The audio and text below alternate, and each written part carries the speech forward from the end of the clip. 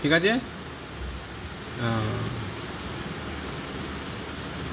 Add bridge root থাকবে, রাস্তা থাকবে, ঠিক আছে। আচ্ছা IPv4ই থাকবে, সরি IPv4 IPv6 দুটোই থাকবে। আটটা এটা থাকবে PPOE। তারপর অপশান চলে আসবে, এখানে হবে তোমার ইউজার নেম, এটা হবে এটা কাস্টমার আইডি, ঠিক আছে। তারপর হবে ISPর পাসওয়ার্ড দেওয়ার পর হোল্ডে থাকবেন আপনি, হোল্ড না তুমি নাই, ও বলবে না। তারপরে এখানে ইন্টারনেটটা থাকবে। তারপরে হ্যাঁ, এইবার এখানে যেহেতু একবার সেটআপ হয়ে গেছে তার জন্য আর দেখাচ্ছে না অপশান,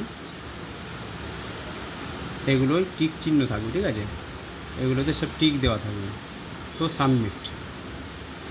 যে ভিডিওতে আওয়াজগুলো আসবে না সে কি করে বুঝবে ওটা টিক হবে কি হবে না?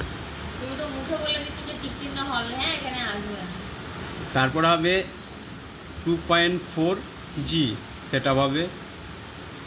এখানে আসলাম, এখানে এসে তোমার কাজ আছে প্রথমে SSID ডিজিসোলটা নাম উড়িয়ে দিয়ে যে কোনো নাম লিখতে পারো, সুকুনের নাম লিখতে পারো, ঠিক আছে, ও বা অন্য কাকপকিলও লিখতে পারো। তারপরে সাবমিট করে দেবে, ঠিক আছে। সাবমিট করে দেওয়ার পরে আবার একটা যাবে পাসওয়ার্ড চাইবে, পাসওয়ার্ড। ও ল্যাপটপটা এমন দুশ্মনি করে নয়, সবাই দুশ্মনি করে বন্ধুর সঙ্গে। হ্যাঁ, তারপরে আসবে তোমার ওয়াইফাই পাসওয়ার্ড নাম, ঠিক আছে। পাসওয়ার্ড, হ্যাঁ পাসওয়ার্ড হচ্ছে 1 থেকে 5, এই 1 থেকে 8, সেটা আমি পরিবর্তন করেও দিতে পারি। তারপরে সাবমিট করার পরে চলে যাব ব্যাকে।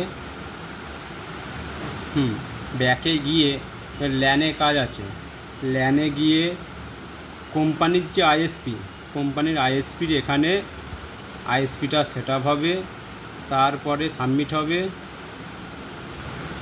সাবমিট হবার পর আরও নিচে নামবে সিঁড়ি দিয়ে।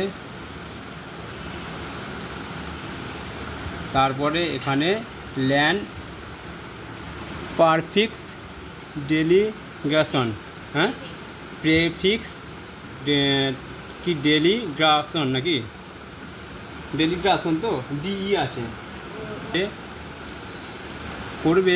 WLAN এটা নয়, সরি এটা নয়, IPv6 LAN DNS মোড এই অপশানে আসবে। এসে